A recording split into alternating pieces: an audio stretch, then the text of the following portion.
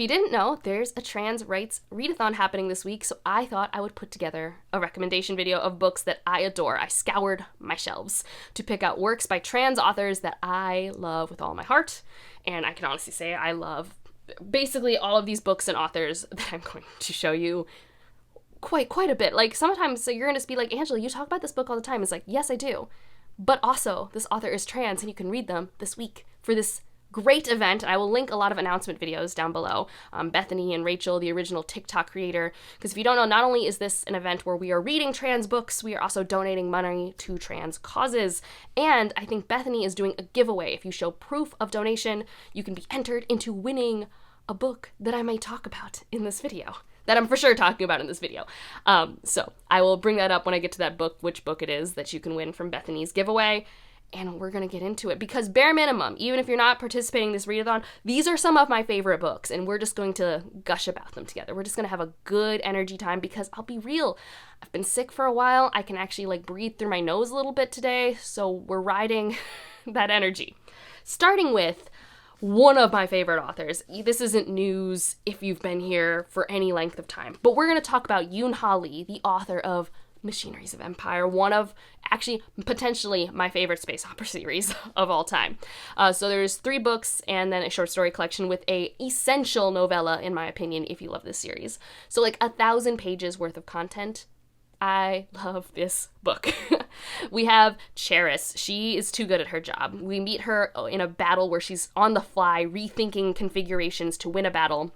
And then suddenly they're like, well, we have this actually impossible task for you to do. So then she has to join forces with the kind of sort of potentially insane General Jadao as a revenant to help the government out. And things kind of go from there because the General Jadao is never lost, but he's also not quite sane of mind and we don't know anything about his past. They have fascinating conversations. This world is so vibrant and fascinating and messed up. But as I always say, this is definitely attainable to most readers so long as you're able to go with the flow and it doesn't absolutely tear you out of the story every time you don't understand what's happening. Because for a while, you are not going to know what's happening.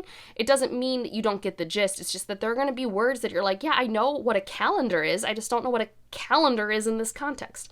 I do have a world building video if you want that help. I also just pieced it together myself because I thought that was fun. But at its bones, this is Cheris and Jadao and rebellion and messed up empires, and it's fantastic. If you want to read a work by Yoon Ha Lee, but this sounds a little too intimidating, I do have Phoenix Extravagant, which is not my personal favorite. If you read this and didn't like that, you should still try Machineries of Empire. This is a fantasy standalone inspired by, I think, Korean history in the United States. I can't remember exactly. Lots of themes of imperialism and colonialism in here. We have, I think his name is, their name. They're a non-binary character, so also perfect for this readathon.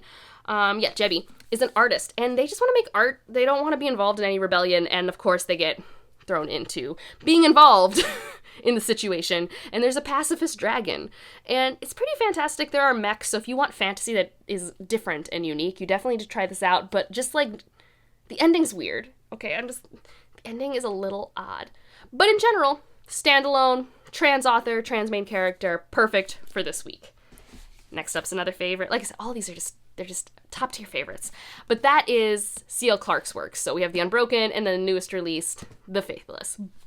I love these. I've been talking about these a lot on the channel lately because I just reread this in January and then read the sequel.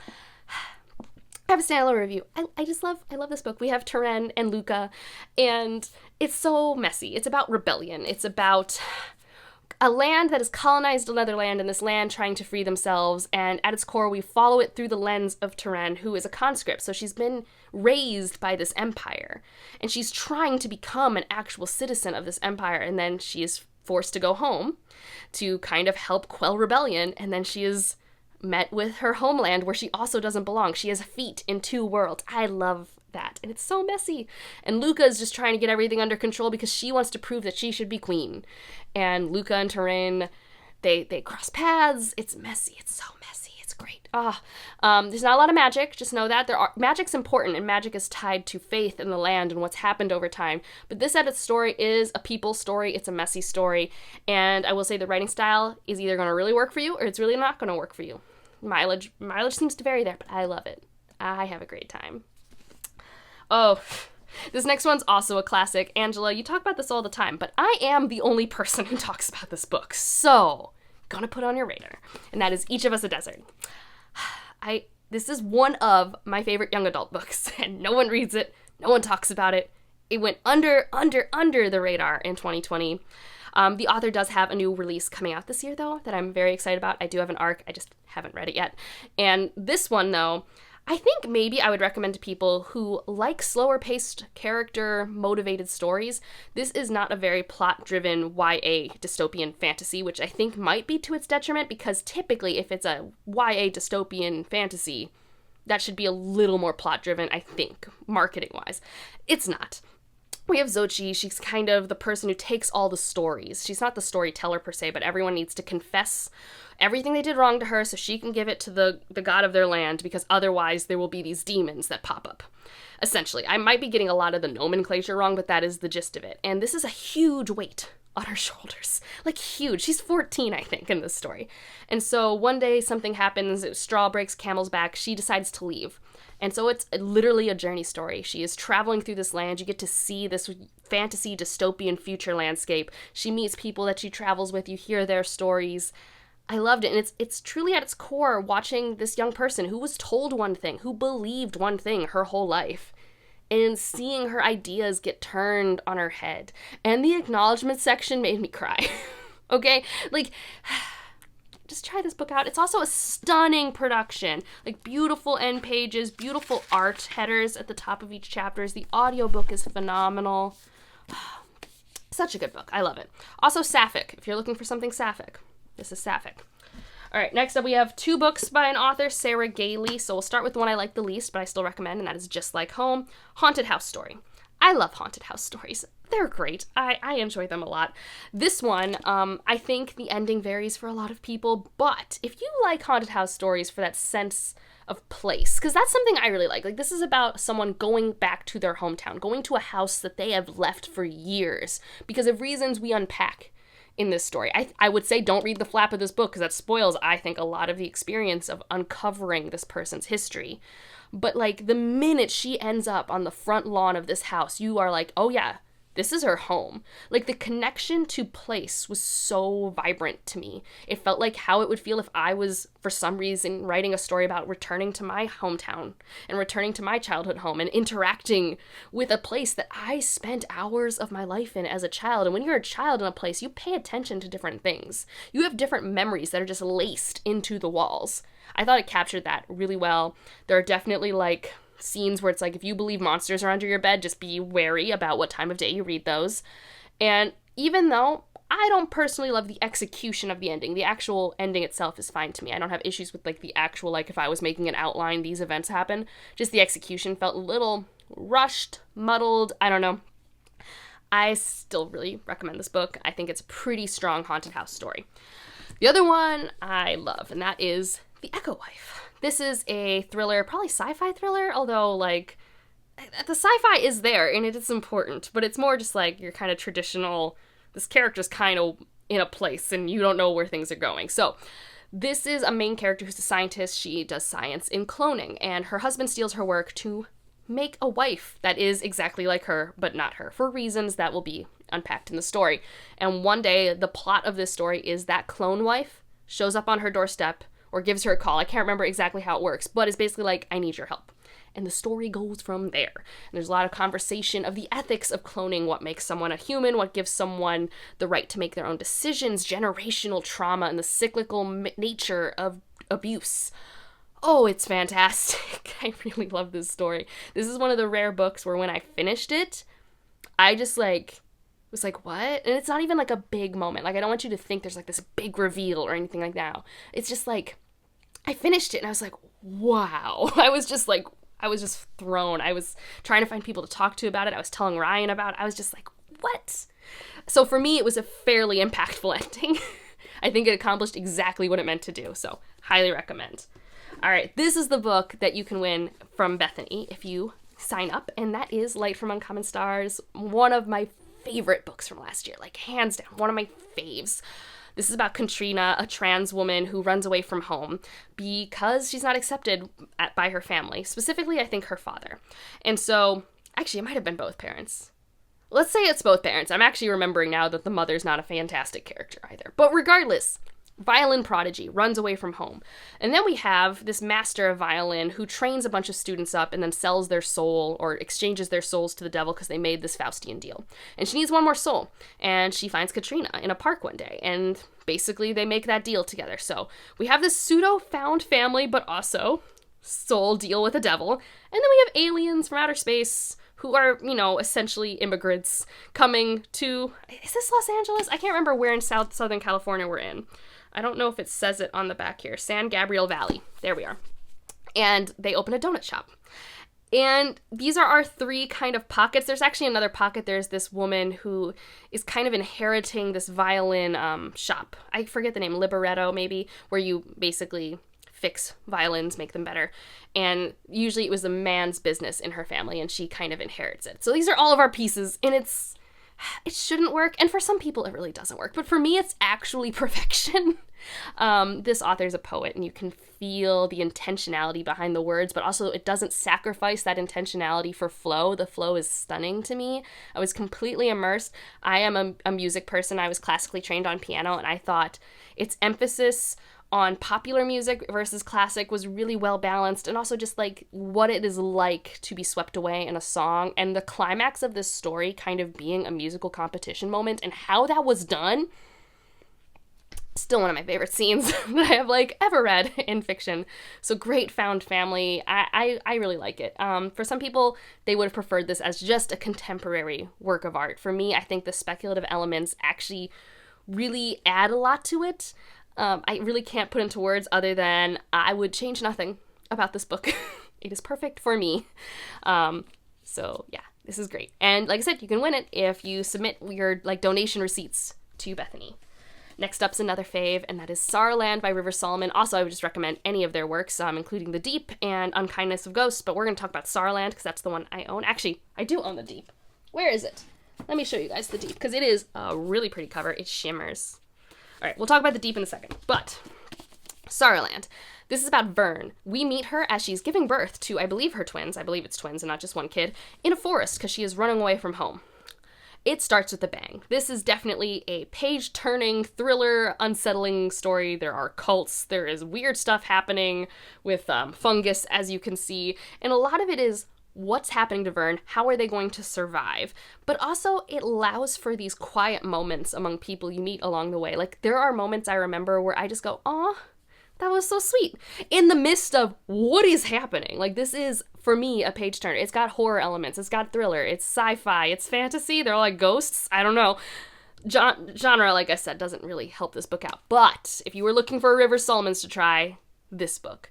I'm still so mad this wasn't nominated for a Hugo or a Nebula or anything because I think it deserved it. And then on to The Deep, which I think at least got nominated for the Hugo. I don't know if it won that year.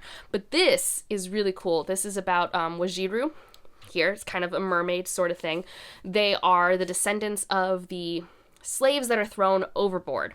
Some of them get to become Wajinru, and basically how they handle their history as a people coming from such a traumatic place is they put all the memories. This is not dissimilar to a book I just talked about earlier, wherever I put it, but Each of Us a Desert. But this, our main character gets all of these memories and has to hold that burden. And she's also already a hypersensitive individual, so not only does she have a different interaction with the world than the people that she associates with, she has all these memories. And there is this time where joining in the story where she gets to release these memories to her people so they can all remember where they came from. And she's supposed to stay and then take the memories back. That's her role. And instead she runs away because this is a burden that is too great for her. And yeah, I really like it, and I really like how River Solomon is a blender of genres. A lot of what I'm saying could sound like fantasy, and you can interpret it that way. I'm not here to genre gatekeep, call it what you want. But a lot of the description feels more science fiction, feels more like the description of electric eels. Anyways, this is a really great novella, and I highly, highly recommend it. All right, 2 more books in my stack. Strange and Stubborn, Endurance. This is a fantasy romance that I really, really enjoyed from last year. I will say, it is about recovering and healing from a very traumatic event that we do see on page. There is a content warning note at the beginning of it. A lot of people talk about it in their reviews, so just, if you are someone who certain graphic things are really bad and triggering for you on page, look those up for yourself. This follows our two characters. One is actually written in first person. This is the character that is healing, and then the other one is written in third person, which I thought was a really cool choice. But we have a land that is very repressed. It doesn't allow for homosexuality. That is really frowned upon. And then we have a land that is very LGBTQ friendly. And our main character gets put into an arranged marriage with someone from this other land. So goes from repressed land to a land where they can be more open and free and themselves. And there's like kind of sort of this mystery in the background, because the minute they enter, they are being attacked. They're like, why are people trying to kill me? And no one knows why. So there's this mystery that they're trying to uncover. And this mystery is not like the most amazing plot I've ever seen, but it was perfect for facilitating our two main characters interacting and getting to know each other. And it was lovely. I really loved the flirting, the banter, the gradual increase in tension, the big emphasis on consent and, you know, being true to yourself and your boundaries. This was fantastic. I love romances that focus on healing, so this is right up my alley. And the last one, only one of these authors is trans, but I didn't think that excluded it from my recommendation list, and that is Mask of Mirrors by M.A. Carrick. The A is for Alyc Helm. Well, actually, I don't know. I assume the M's for Mary Brennan and the A is for Alyc Helm. But Alyc Helm is non-binary, and The Mask of Mirrors, which I love. This is just like, Angela, why are you just telling us about your favorites? Because it's my channel, and I can. But this is one of the best epic fantasies I've been reading. The third book comes out this year, and I am so freaking excited. But this is a very LGBTQ-friendly world. There are trans characters in this world. There are bisexual characters, gay characters. It's a very inclusive world. There is tension. There are problems in this world. It just doesn't have to do with your sexual orientation, gender identity, or anything like that. We have Ren. This is, in theory, her face with a cool mask. She is a con artist. She's trying to join this family. And it's about her attempting that con, but there's also stuff happening in the city, and then there's the Rook. And the Rook is kind of like Batman, and this is called the Rook and the Rose series, and Ren kind of pseudo takes up the role of a Catwoman character. That's what I always say. It's like a Batman-Catwoman sort of situation, but also ballroom politics. And there's just amazing secondary characters that build up this really well fleshed out family. But this book in particular, you're going to spend the majority of the time going, who's the Rook? Which is one of the most fun questions. Some people guess it right away, some people don't. It's still fun, I think, regardless. And so if you have any similar taste in fantasy to me, you gotta at least try it out. It's a really fun time. And that's my list. I could go on, but this video is already getting kind of on the longer side. But just know there are so many phenomenal authors out there. Most of the authors here, I will list I'll put the books down below and the authors, and I'll list the pronouns that I have found for them most recently, so that you know, because some are just genderqueer, some are trans male, some are trans female, you know, and I only know what is available to me on Twitter, or if I look in their author bios on their websites, and so I don't go deeper than that, so I don't go digging to figure out people's identities if they are not putting it out there openly, because not everyone feels safe revealing who they are, because unfortunately we live in a world that is quite horrible right now. So I'm glad that there is this kind of joyful rallying around this type of readathon, because I think it's a nice positive way of trying to support people that are being wrongfully attacked in many communities across the globe. That said, if you are someone who found this video and are going to leave some hateful, bigoted comments down below, I will just be deleting it. I have a PhD in biomedical sciences, so do not try to science me into the right direction, because A, I am not going to use science to tell people what their gender is, first of all. I'm never doing that. But B, if we are going to look at science, let me tell you, it does not agree with the binary. I'm just going to say that. But I'm not going to use science to people will tell me what their gender identity is, and I will just respect that, because I am a reasonable human. And their gender identity has nothing to do with how I exist in the world. And I would like them to feel happy and safe and comfortable in their skin, because again, I am a reasonable person. So, if you want to maybe talk about things and be educated, or you have actual legitimate questions, because I understand if you don't have a trans person in your life, a lot of things around trans identity can be, I don't know, confusing or complicated to wrap your mind around because you don't relate to it. I'm more than happy to talk about to people who in good faith just want to understand things, and I'm more than willing to be an ally in that way. I am not trans, I am a cis woman, but I'm more than willing to show you to good documentation to read or just answer your questions that I can answer. But again, if you are not commenting in good faith, I am just going to delete it. I'm just going to delete it. I don't have time or energy for that. But most of the time, my comment sections are 10 out of 10, and I make these warnings and nothing happens. So let's hope that that's what continues, and you guys just get to read these awesome books. Let me know any recommendations you would have for me. There are definitely a lot of trans authors that I'm still discovering and getting on my favorites shelf. I'm excited to read more C.L. Polk. I'm excited to read more Aoki Emezi. Those are two that are on my radar, and of course I have the new Mark Oshiro right up there, and I'm just like dying to get to it. And if you want to leave an emoji, oh, I don't know, leave a dragon for Phoenix Extravagant. And otherwise, like if you liked it, subscribe if you want to, and I'll see you in the next one. Bye.